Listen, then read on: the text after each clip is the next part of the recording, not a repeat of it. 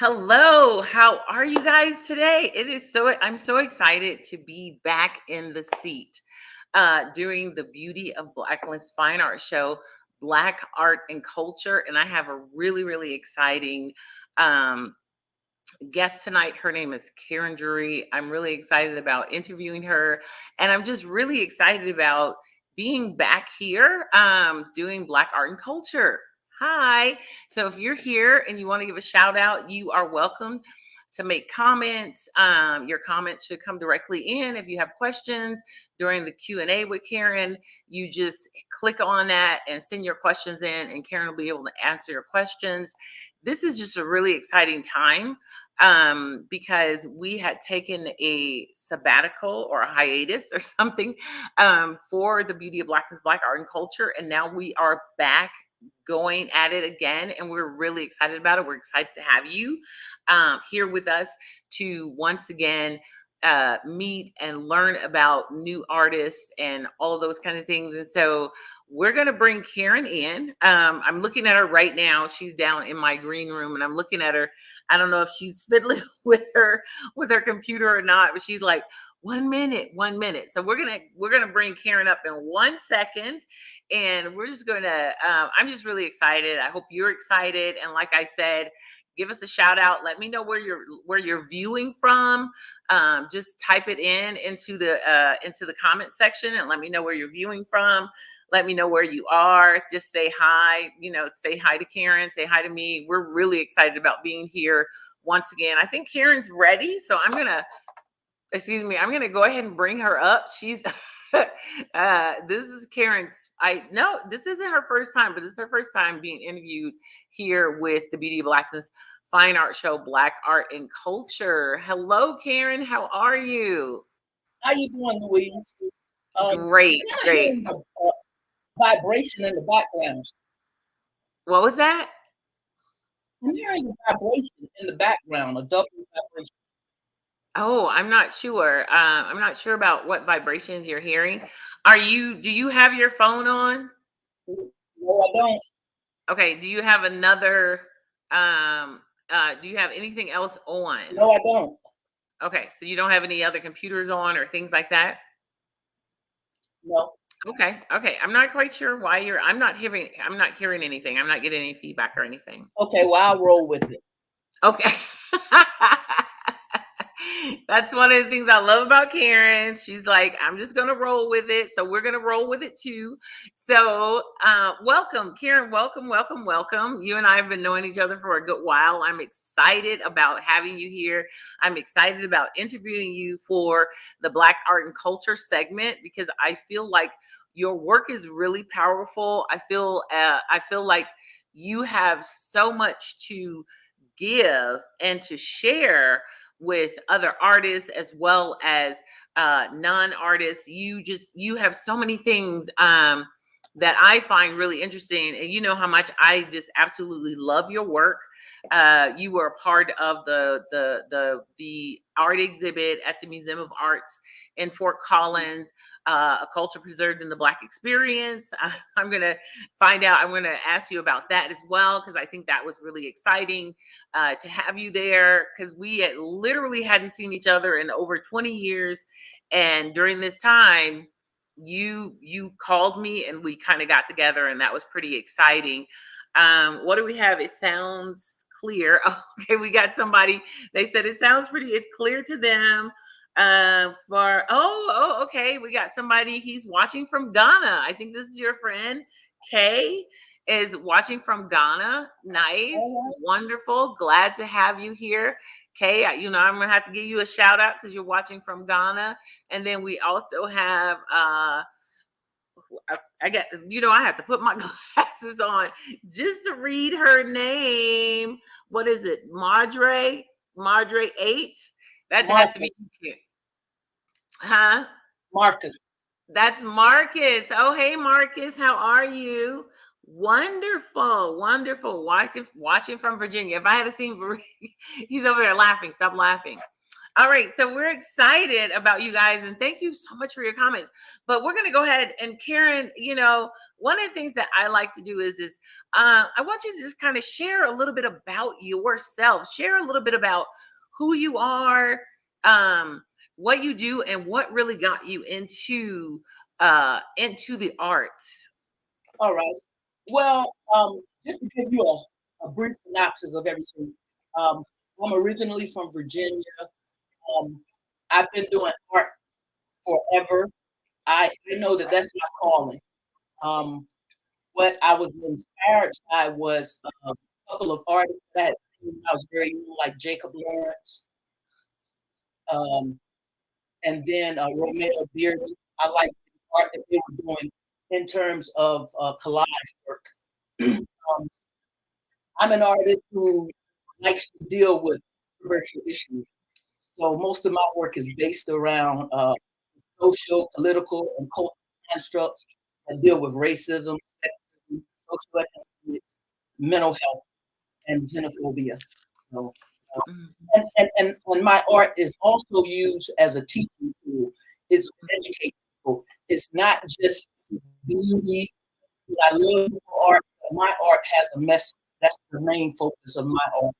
And it's to raise the consciousness of individuals and to make them aware Mhm. a lot in terms of historical. Oh, okay. All right, that's wonderful, Karen. I always enjoy listening to you talk about your artwork and your art form because it carries such a positive message. And one of the things I do love is when you talk about how your art isn't just, like it doesn't just deal with one thing, it deals with several different issues. You deal with the social constructs, you deal with mental health, you Mhm. deal with women issues and all of these different things. And Yes. it's almost like, how do you roll all of this up into how do you roll all of this up into an art form? How do you get that? How do you even begin? Well, um, I'll tell you something about me being an artist. When I first started, I just was doing art. Like I was doing the stuff that looked good and was beautiful and colors. And I really liked to work with wood. But when I went to school for it, that was when I started learning about art is really about. It's not just creative, it's just for the sake of creating it. But I realized that my art was to edify individuals. And I came to that realization because one of the instructors, Jim Joe, he was like, but why do you do this art? What is it about your art? What is it that you want your art to do for other people? And that was when I really started focusing on, what do I want to do with this art? And like I said, I've known for years that art was my destiny, that art, that's my passion. And so I started, when I went to school, I started looking at who I am, from an identity perspective. And it led me down this path and road of culture, not just Black culture, but culture in general. Universally, I was in the military, so I traveled a lot. I went to other countries. And one of the things that I learned about traveling is that I got to experience this culture, these people for myself, not based on what American history tells you, not based on what the news tells you, but I was able to go there and experience myself.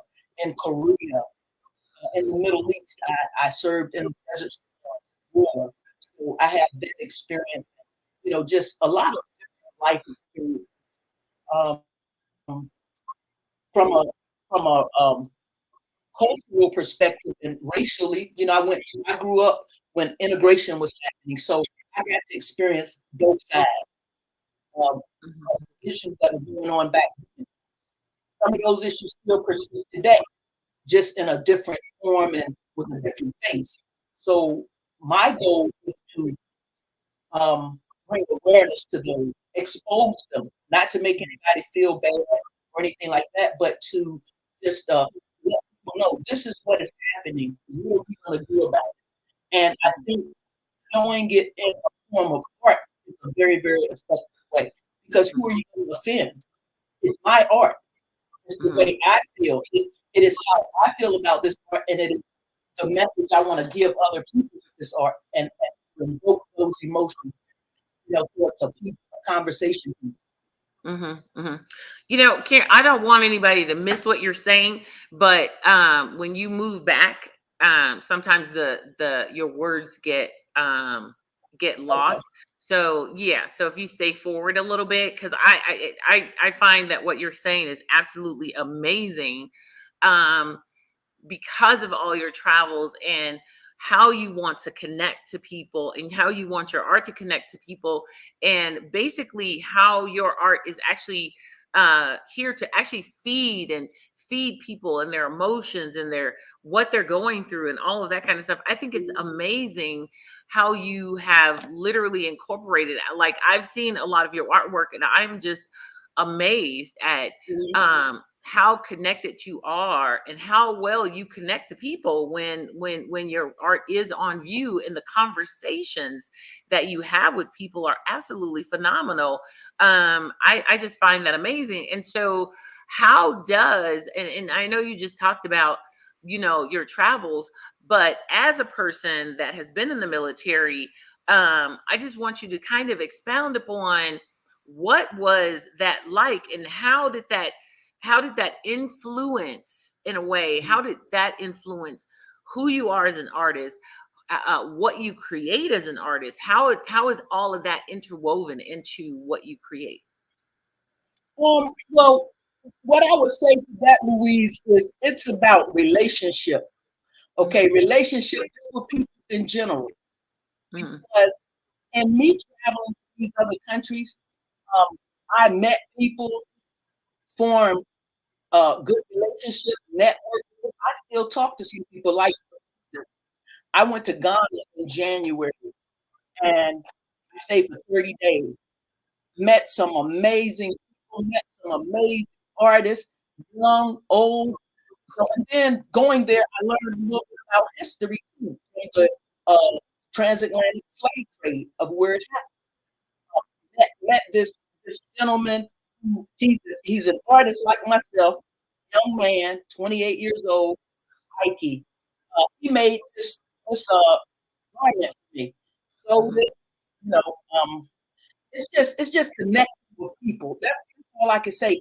Like you said, it's forming a bond. There's something you two have in common. You talk about it. It can either grow, it can stay stagnant, or it can go nowhere. I choose to I choose to allow it to go somewhere because it helps me. It helps me to grow, understand people, and it's about respecting that individual, respecting that culture, just respect in general. Hmm. So that is what has helped me actually travel this road of art. For Hmm. instance, I met Louise, I think she may have mentioned it before, at least about 25 years ago. And her husband rendered me some dental work. So her son and my son grew together.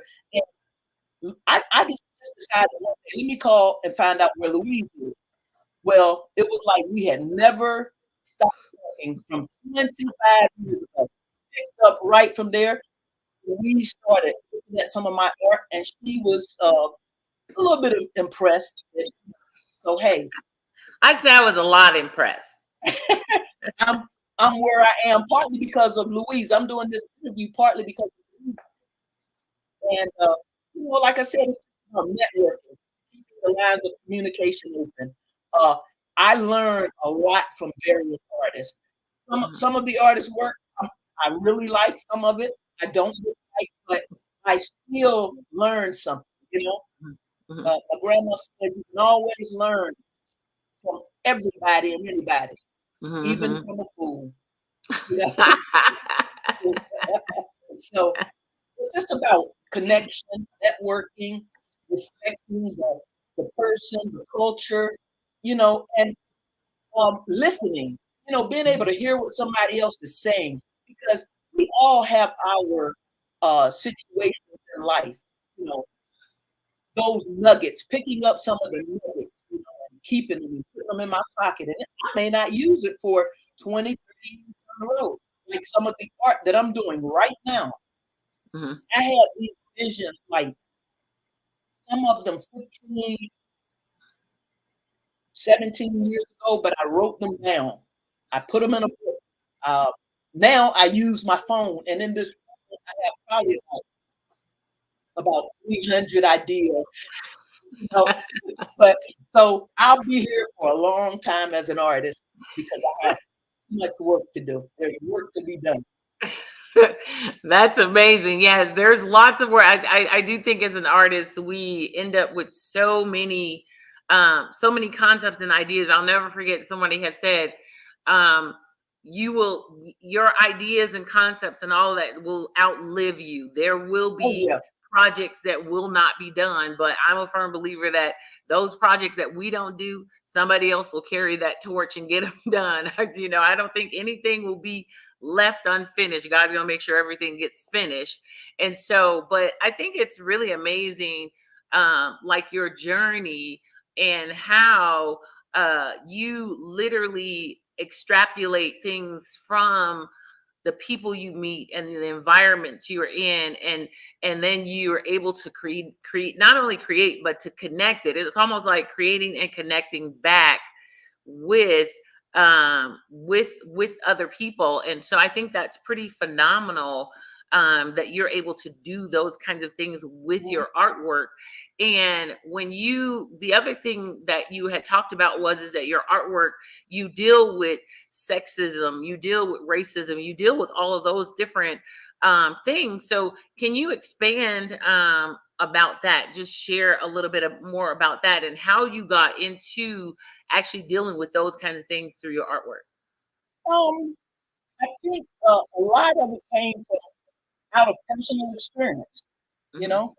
Um, and I've always been a person that has been very straightforward. I mean, and what I mean by that is, if I can let you know what I need, vice versa, I think it makes the process much easier and much simpler. So when I create this artwork, um, I'm looking at it from a personal perspective, sometimes from somebody else's, trying to look at it through the lens of someone else, you Hmm. know, because for instance, right now, the work that I'm working on, it's a collection of mixed media.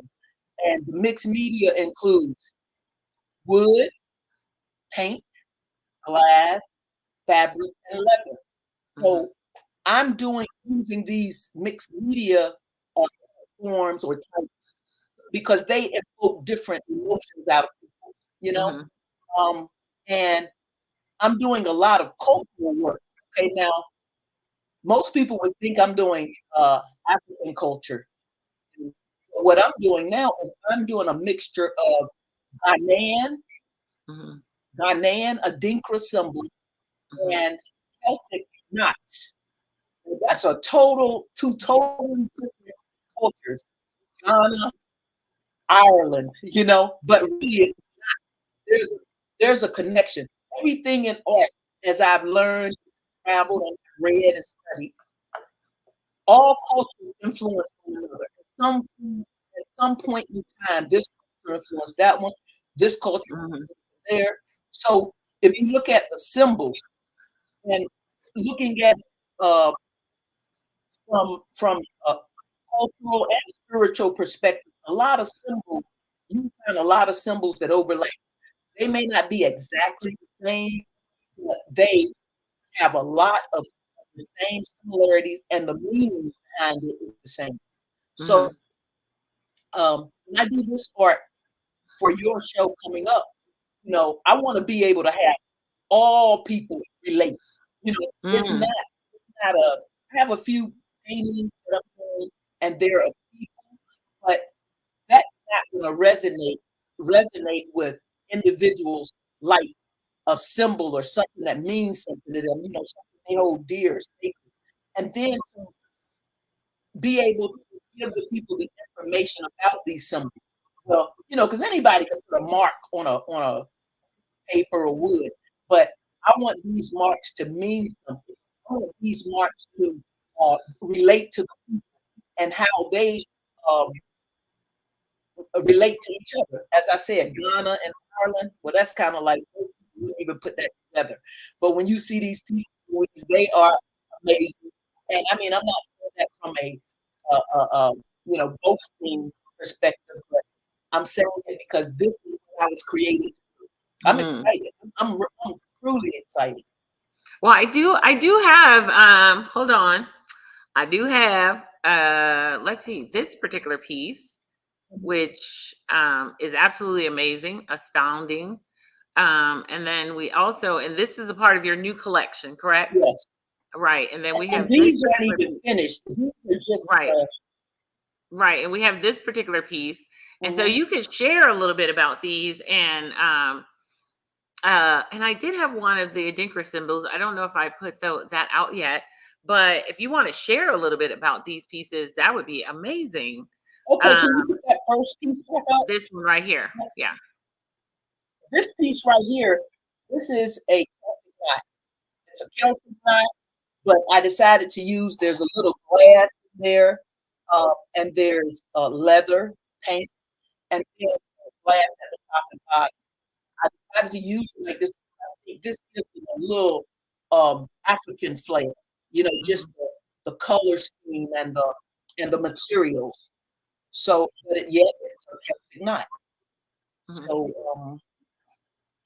but So this what got you into this particular, well, because what brought you into this from what you showed in the actual art exhibit that was in 2020 that you were a part of at the Museum of Arts, where these pieces right here were like the main focal for them, were these particular pieces, as well as this particular installation was pretty phenomenal, and also these particular pieces which also dealt with mental health. So what brought about that transition from that artwork to this new collection of paintings that you're doing, this new collection of not necessarily paintings but mixed media pieces that you're doing? Mhm. Okay, those first pieces that you mentioned that were put in the exhibit of 21, sometime like that. Mhm. Those pieces, I had finished working on a lot of those pieces actually when I was still a student. So Mm. I had a concept, and again, this instructor, he would always say, you have to have a body of work. You cannot just just create this art, that art, that art. You know, and it made sense after a while. I mean, when he was telling me, it didn't make sense. So I say all that to say that body of work was dealing with Karen Drewry, a lot about Karen Drewry, Okay. because I deal with PTSD. I've been diagnosed with PTSD. So all of that work also was dealing with mental health. All of Mm. those pieces, all of the heads, that installation it is entitled Isolation. I was just talking about how sometimes I feel I'm dealing with the PTSD. Um, and then we have the heads with the glass in it. That piece is entitled PTSD. And if Mhm. you see the glass, it has words in it. All of the words are symptoms of PTSD. So again, all of that work was more of a personal thing, but I knew that it also would affect other people because we don't talk about mental health. But Mm. we don't talk about it. We don't show it in art. So I said, you know what? This is a topic I'd like to address. I'm going to do it in art form. That way, excuse me, people don't get offended or whatever. Maybe they can identify when they see these pieces. And when I explain what the pieces are, for me, hmm, oh, I experienced that too. Oh, yeah, that's interesting. I know somebody. So it opens up, a gateway of communication. See, Mhm. sometimes, like I said, most people I don't talk to you about mental health. They don't know you.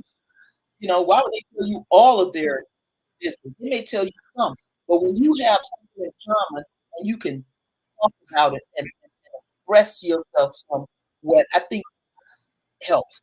And to move from the mental health pieces to the pieces I'm doing now. Some of the pieces, Louise, do you have some pieces now? Like, I think the pieces I have, Okay. Let me get one piece just to. okay. I'm trying to see Well, I'll give you some. because I do have. I do have your Adinkra symbol. This particular Symbolically. one. I have this particular one. There it is. I have that one. Okay. The one I So just put up. The one you just have in your hand. okay, and these are finished pieces. I'm still working on them. They're works in progress. This Mm-hmm. one, yeah, Mm-hmm. this is an additional symbol. This symbol, it the this symbol is God is supreme. So I'm doing Mm, symbols that can be universal in terms of what they mean. Um, Here, this is Sankofa. This is another Ghanaian Adinka symbol, and this is go back and get it. Return back and bring someone or something into the future. mm. It's almost kind of like paying it forward, but in the reverse. The juxtaposition of paying it forward. Okay. Okay. So with these particular pieces, I did notice that you have like all of these different um components to it. Like you are working in glass, you're working in wood, you're working in fabrics. How did you decide upon what what elements you were going to add and why? Why did you choose those particular elements? Well, one of the reasons was prior to going to Ghana, when I was a Mhm. child, Ghana was always a country that I wanted to visit. Ghana, Nigeria were two of the African countries that I wanted. And I made a promise that I would go there someday. Just didn't know when, you know. Um, Most of the time when I had the money, I didn't have the time. When I had the time, I didn't have the opportunity. So this opportunity came and I went to Ghana. I was able to see how their culture um, incorporates these symbols and what the significance is. And I found that very interesting. And I said to myself, I'm in Ghana. This is where I've always wanted to be. And I was already looking at a Dinkra symbol. I had before Mhm. going to Ghana. And when I got in Ghana, I started seeing these symbols everywhere. You see them, they're beautiful. They're in art. They're on buildings. You know, so I decided, you know what? When I come back, well, one of the things too was Louise kept saying, Karen, when are you gonna do some new art? Karen, when are you gonna do some new art? So uh, I decided when I came back, I said, you know what? I'm gonna get on doing this art for this um, show because in October I'm leaving to travel abroad again in Ghana for 6 months at a time to so I said, well, I don't want to let my friend Louise down, so I'm gonna. And besides, I feel that this is my time. This is my season for uh, art and my destiny with art. So I think I'm on the right path. I'm feeling very, very confident and excited about these symbols. I want to be able to explain them to the people. I'm going to have probably uh, charts of what the symbols mean and what they are. I'm going to have some also of the Celtic knots because there are Celtic knots that mean various things. The trees of life. I have those I'm working with. There are various cultures that have different trees of life. Well, a tree of life is a tree of life, but the way it has been designed in different cultures is very different. And it's just very interesting to see the interconnectedness of these cultures. You know, Italy is another place that I've traveled to. I haven't decided on what kind of show I'm going to incorporate Italy. It will be something down the road, so. That's pretty exciting. I can't wait to see it. I can't wait to see the work that you're bringing to the Beauty of Blackness Fine Art Show this year, this September. My plug for the Beauty of Blackness Fine Art Show. Can't wait to see what you're bringing. I have seen some. And then finally I said, don't show me anything else because I want to be surprised. I want to be surprised at some of the things that you're sending. But I also want to kind of get into you're talking about Ghana, going back there, spending time in Ghana. But I also share with us about what you are going to be doing in Ghana, because I mean, aside from art, you're going to be doing some other things in Ghana. So can you share with us with some of the things that you are going to be doing, some of the things you want to do, and how are you developing those things? Well, the purpose I'm going back to Ghana is that I got a teaching job. Well, I'm actually doing volunteer teaching within secondary education system.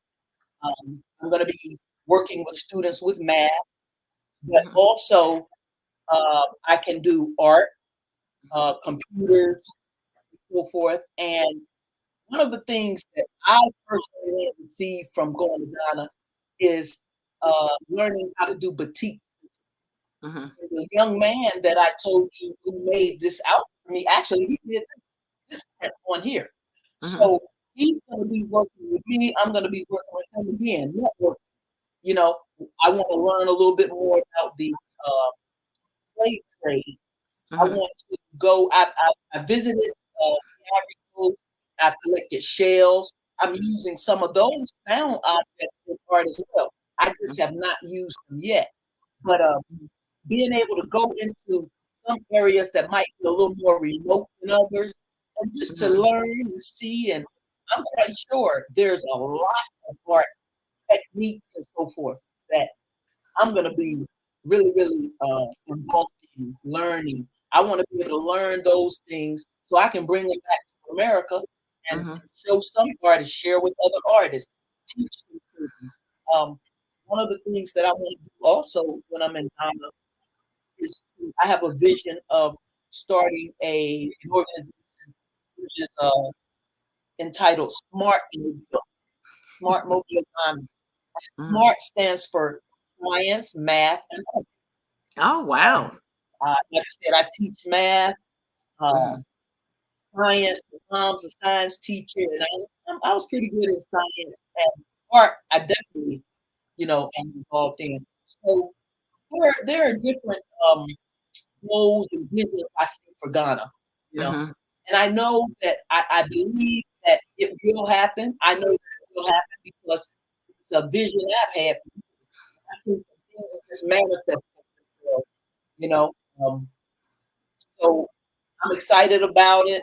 Hopefully, I can teach some people or help some people in Ghana, so that I can get some artists from America. Like you yourself, Louise. I know that there's already over there a couple of American artists doing their thing. But I haven't run into, I haven't met. Hopefully, we can collaborate. And so it's a lot of opportunities and possibilities, unlimited that I see. Oh, that's great. So we're going to open the floor. I do want to share with you guys that Karen will be with us for the Beauty of Blackness Fine Art Show coming up September 5th through the 8th. We're looking forward to having her. If you'd like more information, you can go to TBOBFAS, which is the Beauty of Blackness Fine Art Show.com, and get more information about the Beauty of Blackness Fine Art Show. Like I said, it's going to be in Fort Collins from September 5th through the 8th. And we are very excited about just being able to collaborate with Karen and all those kind of things. And we're just going to go for a really quick commercial, and then we'll be back to answer some questions from Karen. Yeah. Yeah.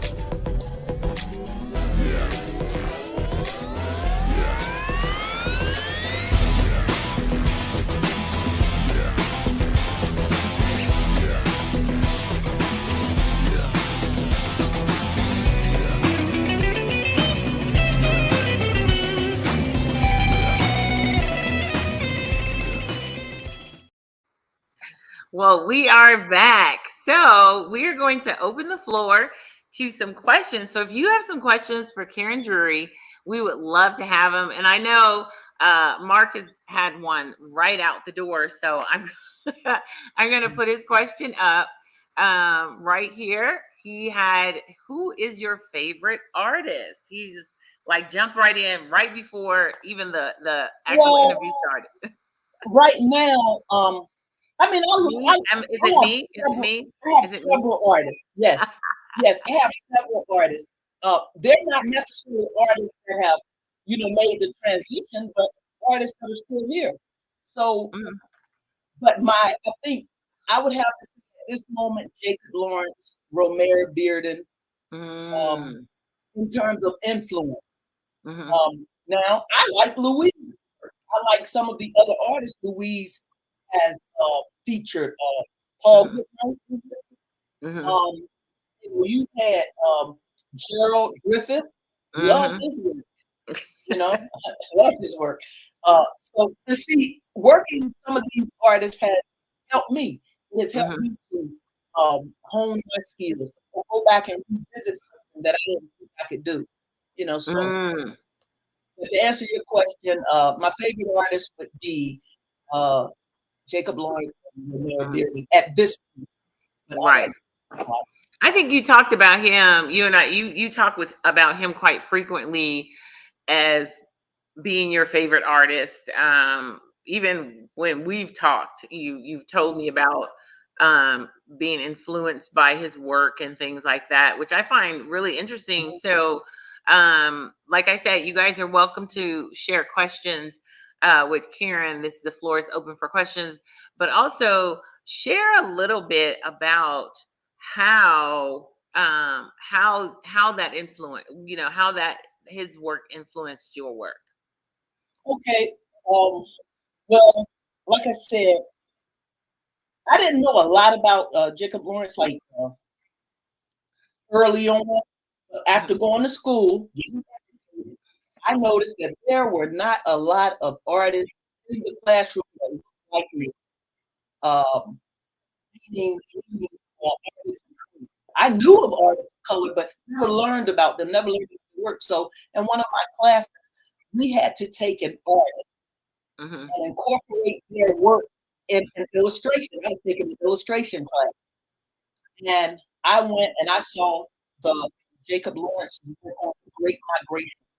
Oh And I wow. just always been so impressed and admired that work, Mhm. that body of work that he's done. And to do it in collage form, you know, be able to another form of creativity, not painting, not drawing, but using shape, color, form to Mhm. tell a story. And that's a big part of my artwork is storytelling. I like to Mhm. tell stories. My art, all of my artwork has a story to it. It may not be a personal story, but probably 80% of the time, I can relate to that piece of art and the concept behind the piece of art. So I think with Jacob Lawrence's work, I've started studying it a little bit more, to understand it. It's just becoming it's becoming very interesting in how he took artwork at that time and was able to create a story and people were able to relate to it. Even today, Mhm. people can relate to his work. Not just people of color, but all people, they can look at it and get something out of it. Right. Yeah. And I mean, and that's the whole thing is, it's like just looking at artists from the past and how we relate to them, and then how we incorporate that vision or that inspiration into our work. I think that's really powerful because like I'm huge into like the Renaissance and all of those kind of things. I love artwork from the Renaissance period, and I love Asian work.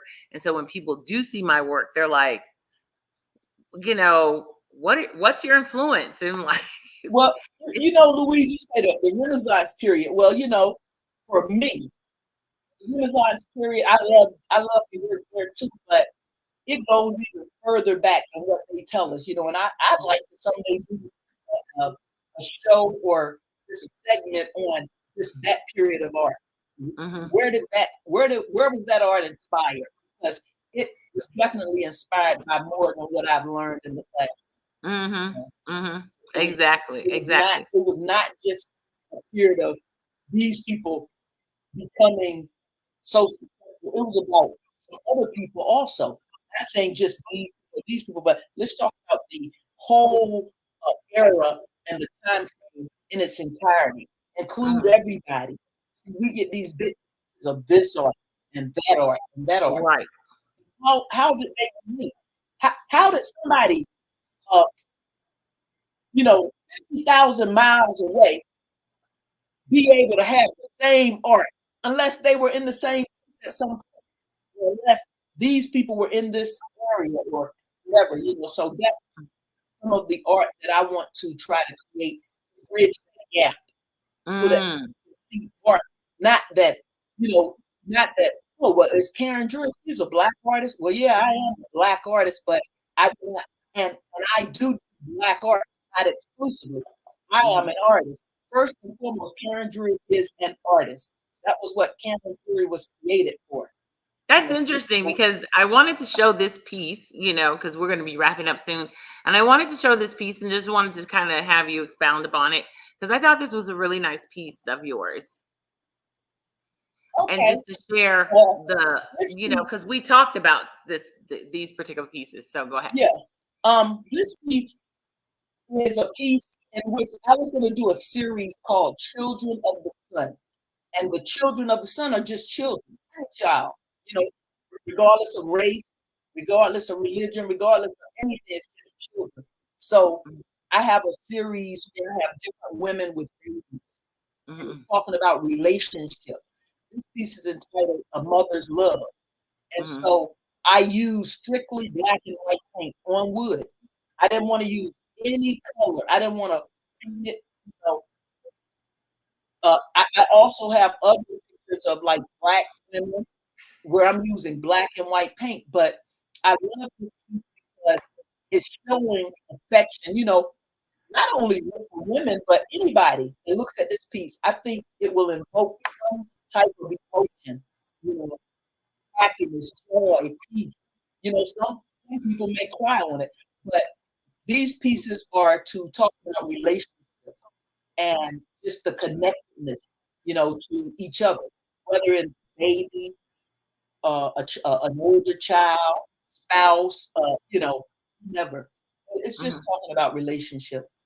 Yeah, I really, and we talked about like how our works have it's emotional attachment, not necessarily always a visual attachment, but the emotional attachment is what we're looking at. So Karen, what would you share with up and coming young artists that have been out there for a while and they're like, oh, where's my next step? What am I going to do? What kind of information would you share with them, or inspiration would you share with the next person that's saying, hey, I'm not quite sure where I'm going next, but can you give me a shout out for it? I would say, for one, the first thing is be sure within yourself. Not about arrogance, not about, you thinking you the next thing, but knowing and being sure about who you are, what direction you're going in. Don't allow other people to get you out of your element. But what I would say is to listen to those that have been there. Listen to the people that have come before you, because what I've learned from Louise Cutler, I've learned some things not to do. What I mean by that is Louise has already made the mistake. She's been doing it for so long, so she already knows. So what she does to Karen, and I appreciate it. She says, well, Karen, this is what you need to do. Karen, you need to apply to this. Karen, and I haven't done everything Louise said. Not because I don't want to do what she says. It's that time, right now, a lot of things are moving fast for me. So I'm trying to enjoy it and just absorb all of it. Be in the moment, be present with what's going on right now. Because we can't make anything happen down the road what we can do is prepare for it, and prepare it so that when the opportunity comes, boom, off and running. And I'm so glad Louise kept telling me, when are you going to do some more work? Because in these last 4 months, that is exactly what I've been doing. And what it has taught me is that I am resilient and I can do it. If I put my mind to it, if I stay focused, it will happen. If you know that you are supposed to be an artist, you just keep perfecting your craft. You know? The more you just keep believing in yourself, perfecting your craft. We got another one over here from Virginia saying hi. Keisha. Keisha from Virginia wanted to chime in, so I wanted to make sure we acknowledge Keisha. It's like they pop up and I get the names and I'm like, oh, let me put my glasses on. Yep, that's Trying to get their names. So, well, Karen, thank you so much. This has been a really wonderful time. And if you do, guys, if you have some questions, just put them in there and I'll make sure, because we are running out of time. But hey, I will have Karen. She'll answer questions until we sign out. But Karen, I just want to say thank you so much for being a guest here on the Beauty of Blackness Fine Art Show, Black Art and Culture Artist Interview Series, because like I said in the beginning, I enjoy our conversations that we have, and especially the ones about art. And I just really felt that it was important to have you here on the show and allow you to share your vision, your dreams, your cultural connections, as well as all of the things, especially when dealing with the mental health, the sexism, the social, the all of the different parts and components of your art. It's like I'm trying to run through them all, and it's like it's so many. And so, but there's just so many different components to your work. So I'm just inviting people out to come and talk and experience what you do, because your work is just absolutely phenomenal. It's absolutely phenomenal. So I'm just going to invite people out, come and see it, and then I don't have to try to come up with all of the different elements of Karen's work. She could actually share those things with you and the different components too, why and how she creates these particular bodies of work. So Karen, I just want to say thank you. It was a pleasure having you. It was a pleasure interviewing you. And if you have some other tidbit that you would like to share before we sign off, please, by all means, share it now. Well, no, Louise, I thank you for having me on the show. But what the last thing that I would say is, from an old African proverb, know thyself. And when you know yourself, you can be yourself. Thank you, Karen. All right. Thank you guys for tuning in and coming and just being a part of this back at it beauty of black art and culture. Like I said, we will be here on Saturday, so I'm hoping you guys will tune in. It was wonderful having Karen here. She is an amazing artist. If you would like to follow her, she does have a Facebook page. She does have a Facebook page, and you can actually follow her Facebook page is Karen Drewry. That's Drewry. I'm spelling it because I always have a problem with spelling Karen's name. But you could definitely connect with her on Facebook. And she says she has an Instagram page, but I don't believe her. Because Karen, she's really trying to get back into social media. She will be having a website that'll be coming up, but I would suggest all of you all, go and connect with Karen on her Facebook page, and just and just get to know her work. It's absolutely phenomenal. She will be doing some new things, so definitely I think it's worth connecting with her. And like I said, the Beauty of Blackness Fine Art Show is coming up September 5th through the 8th in Fort Collins, Colorado. Make sure you are there, because if not, you're going to miss some really, really cool cool art. That is the Beauty of Blackness Fine Art Show. Also, you can connect with us on TBOBFAS.com,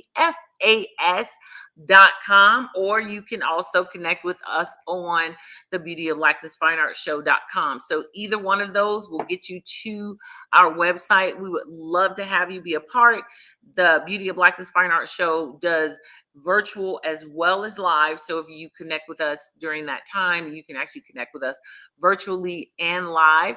So I just want to say thank you all for being a part of this particular segment of the Beauty of Blackness Fine Art Show, Black Art and Culture. And I'm hoping to see you next week, next Saturday at 6 o'clock. We'll be interviewing a new artist. Also, make sure you subscribe to our channel. If you're on our YouTube channel, subscribe. If you're on our Facebook channel, go ahead and like and follow.